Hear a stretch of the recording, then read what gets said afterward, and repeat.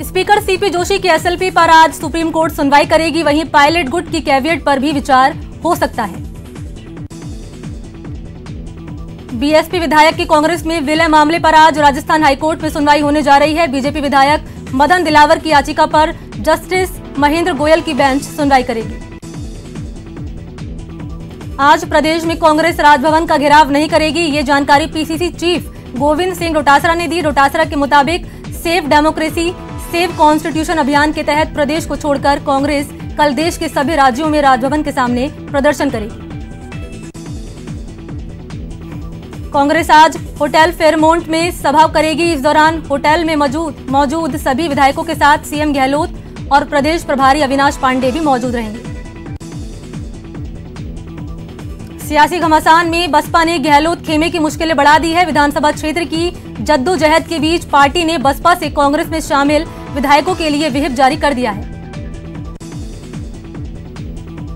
BSP ने कांग्रेस में विलय को अवैध और असंवैधानिक बताते हुए अविश्वास प्रस्ताव की स्थिति में विधायकों को कांग्रेस के खिलाफ वोट देने को कहा है। विधायकों के कांग्रेस में विलय की मंजूरी के फैसले के खिलाफ आज बीएसपी राजस्थान हाईकोर्ट जाएगी। सियासी संकट पर कांग्रेस महासचिव प्रियंका गांधी वाड्रा ने ट्वीट कर केंद्र सरकार पर हमला बोला है। प्रियंका ने कहा, संकट के समय नेतृत्व की पहचान होती है, लेकिन बीजेपी सरकार ने जनता द्वारा चुनी गई सरकारों को गिराने की कोशिश कर अपनी मंशा और अपना चरित्र साफ कर दिया है। राजस्थान में सियासी घमासान के बीच रविवार को कांग्रेस ने सोशल मीडिया पर स्पीक अप फॉर डेमोक्रेसी अभियान शुरू किया है, जिसकी शुरुआत राहुल गांधी ने एक वीडियो ट्वीट करके की।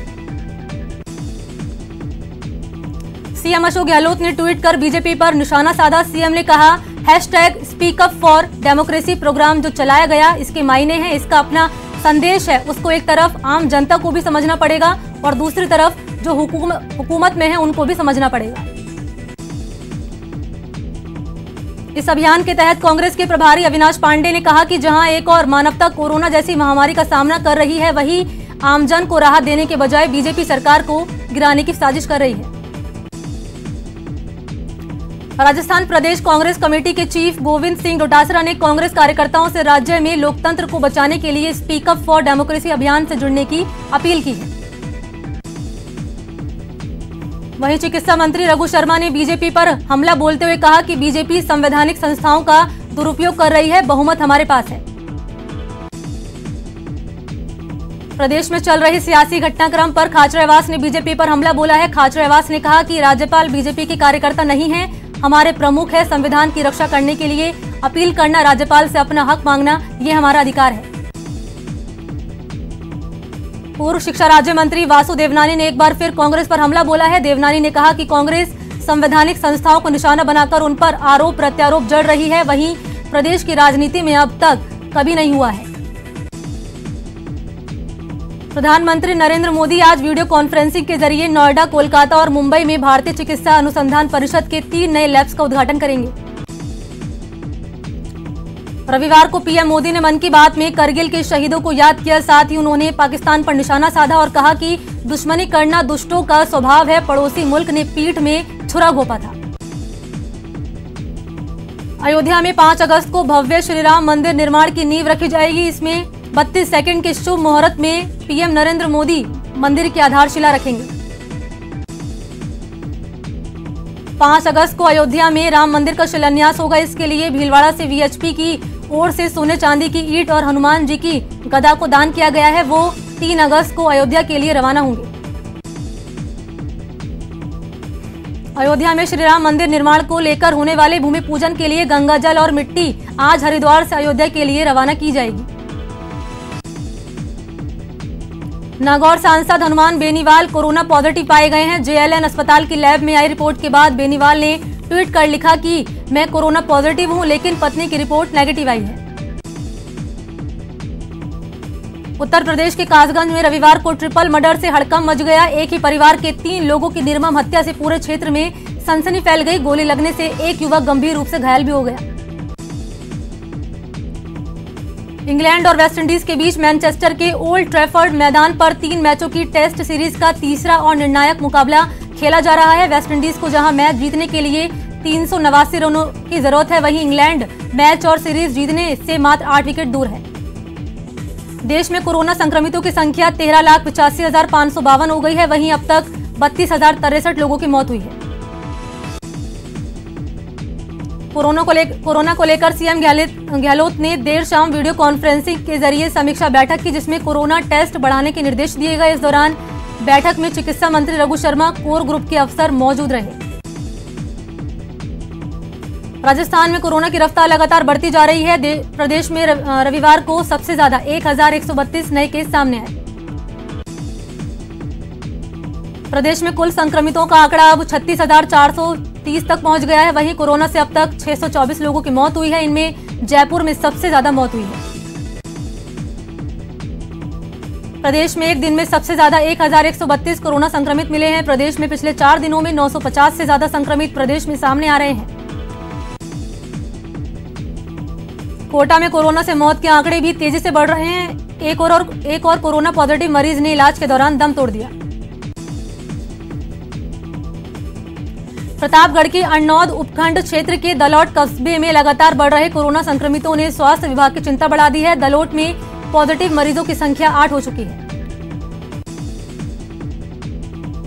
कोटा में 18 मरीजों को रिकवर होने पर डिस्चार्ज कर दिया गया, जबकि 19 मरीजों को होम क्वारंटीन किया गया। डिस्चार्ज के दौरान मरीजों का तालियां बजाकर स्वागत किया गया। 12 के अंता में कोरोना संक्रमण को लेकर दूसरे दिन भी प्रशासन सख्त नजर आया। कस्बे में खुली दुकानों समेत बगैर मास्क के घूमते पाए जाने पर 40 लोगों के चालान काटे गए। बांसवाड़ा में कोरोना की रफ्तार तेज होने लगी है। पिछले 2 दिनों में जिले में 14 नए मामले सामने आए। शनिवार को बांसवाड़ा शहर में 4, सज्जनगढ़ में 3, गढ़ी में 2 कोरोना केस सामने आए। सवाई माधोपुर में कोरोना के 9 नए केस सामने आए, जिसके बाद जिले में कोरोना मरीजों की संख्या 182 हो गई है। कोटा में कोरोना के बढ़ते केस को देखते हुए सब्जी मंडी को बंद कर दिया गया है। कलेक्टर ने हर रविवार मंडी बंद रखने का आदेश दिया है। बिहार के मोतिहारी के सुगौली रेलवे जंक्शन पर चढ़ा बाढ़ का पानी। 3 दिनों से ट्रेनों का परिचालन बंद, यात्रियों को हो रही है परेशानी। बिहार के मोतिहारी के धनगंडा में महज 5 सेकंड में पुल धराशायी हुआ। धनगंडा से भोपतपुर बजिया बाजार को पुल जोड़ता है। बिहार के गोपालगंज में बाढ़ त्रासदी के बीच डीएम की पहल की तारीफ की गई। गाड़ी के इंतजार में खड़े मां बेटे को स्कॉट की गाड़ी से घर तक पहुंचाया गया। बिहार के दरभंगा में विशुनपुर में बाढ़ से हालात बिगड़े, घर से सड़क तक पानी भर गया। बिहार के दरभंगा में बाढ़ का कहर लगातार जारी है। कई गंगा और शहरों में घुसा पानी। एनएच 527 पर चढ़ा पानी। बिहार के दरभंगा के लोग बाढ़ का कहर झेलने को मजबूर हो गए हैं। दरभंगा समस्तीपुर स्टेट हाईवे पर भी चढ़ा बाढ़ का पानी। बिहार के दरभंगा में बागमती ने मुश्किल बढ़ाई। दरभंगा बस स्टैंड पानी में डूबा। मध्य प्रदेश के शाजापुर के उप जेल शुजालपुर में 12 कैदियों को कोरोना। जेलर और सिपाही भी कोरोना पॉजिटिव। अधिकारियों ने जेल का दौरा किया। राजस्थान में चल रहे सियासी ड्रामे के तार इंदौर से जुड़ते दिख रहे हैं। राजस्थान की एसओजी ने 2 लोगों के खिलाफ समन जारी किया है।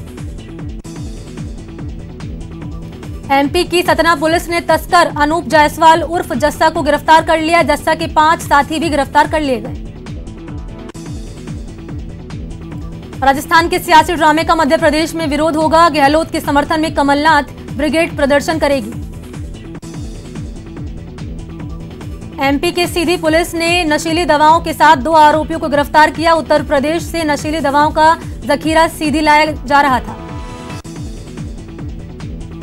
मध्य प्रदेश के बुरहानपुर के धुलकोट इलाके में पहाड़ी झरने में 14 साल का एक बच्चा बह गया। दोस्तों के साथ झरने में बच्चा नहाने गया था। मध्य प्रदेश के बुरहानपुर में नदी में 16 साल का छात्र डूबा। ताप्ती नदी के सतियारा घाट पर छात्र नहाने गया था। तलाश के लिए होमगार्ड की टीम ने रेस्क्यू किया। सीएम गहलोत ने राजस्थान में कोरोना के हर गंभीर मरीज को आवश्यकता अनुसार जीवन रक्षक इंजेक्शन और प्लाज्मा थेरेपी उपलब्ध कराने के निर्देश दिए हैं। गहलोत ने कहा कि ये इंजेक्शन गरीब व्यक्ति की पहुंच से बाहर है। ऐसे में स्वास्थ्य विभाग किसी भी जरूरतमंद मरीज के लिए इस इंजेक्शन की उपलब्धता में कमी नहीं आने देगा।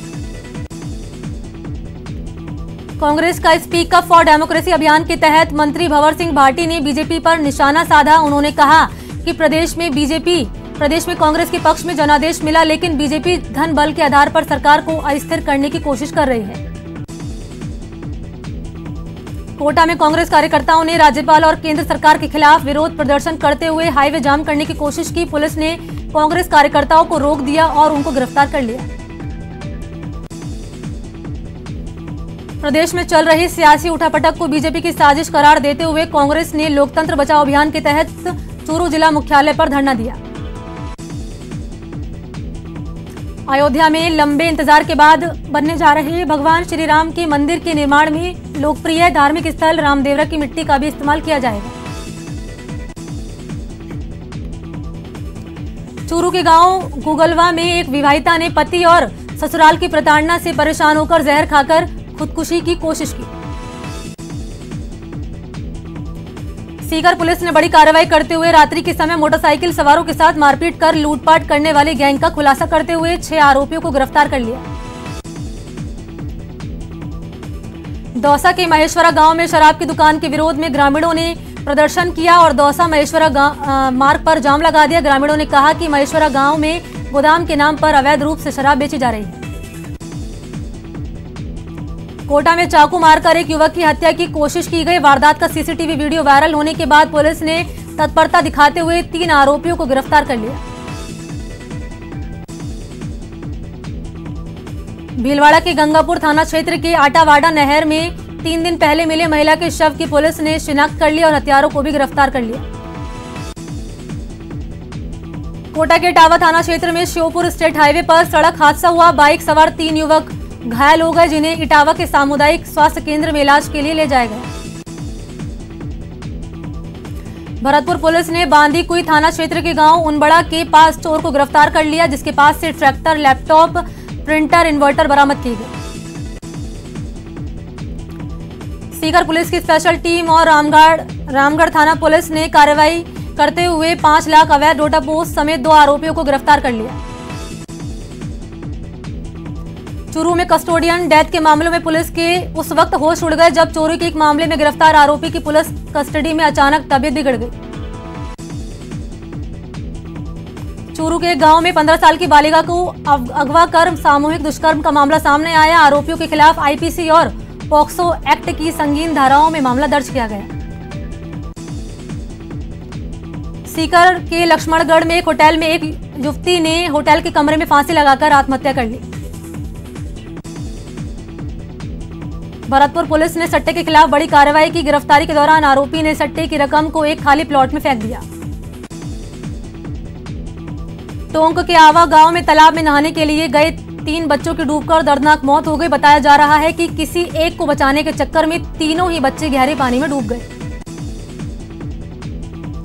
अलवर के बानासुर थाना क्षेत्र से हत्या के मामले में फरार चल रहे मुख्य आरोपी महिपाल गुर्जर की संदिग्ध अवस्था में गोली लगने से मौत हो गई, जिससे पूरे इलाके में हड़कंप मच गया।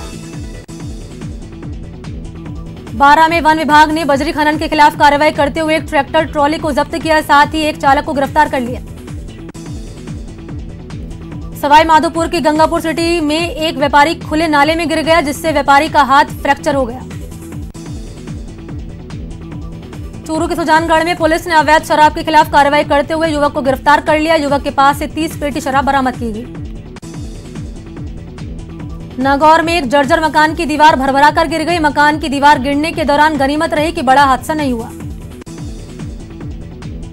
अलवर में अवैध शराब बेचने वालों ने एक शौचालय में तोड़फोड़ की, जिसके बाद महिलाएं वार्ड पार्षद कैलाश कोहली के नेतृत्व में कोतवाली थाना पहुंची और केस दर्ज कराया। अलवर में एक महिला ने दवा समझकर कीटनाशक का सेवन कर लिया, जिससे उसकी मौत हो गई। घटना तिजारत थाना इलाके के अमलाका गांव की है। हनुमानगढ़ पुलिस ने एक ऐसे शातिर चोर को गिरफ्तार किया है जो सिर्फ पुलिस वालों के घर पर ही चोरी करता है। रवि नाम का चोर हरियाणा का रहने वाला है। डूंगरपुर में आपसी रंजिश में एक शख्स की पीट-पीटकर हत्या कर दी गई। मामला सागवाड़ा थाना के जेठाना गांव का है। झालावाड़ के झालरापाटन शहर के पास ट्रक चालकों से ठगी का लूटपाट करने वाले बदमाश गिरोह के 7 सदस्यों को गिरफ्तार करने में पुलिस ने सफलता हासिल की है। कोटा में चाकू मारकर एक युवक को घायल करने की वारदात को अंजाम देने वाले 2 आरोपियों को पुलिस ने गिरफ्तार कर लिया। कोटा की महावीर नगर थाना पुलिस ने अवैध शराब के खिलाफ कार्रवाई करते हुए एक आरोपी को गिरफ्तार कर लिया और अवैध शराब के 62 पौवों को बरामद किया।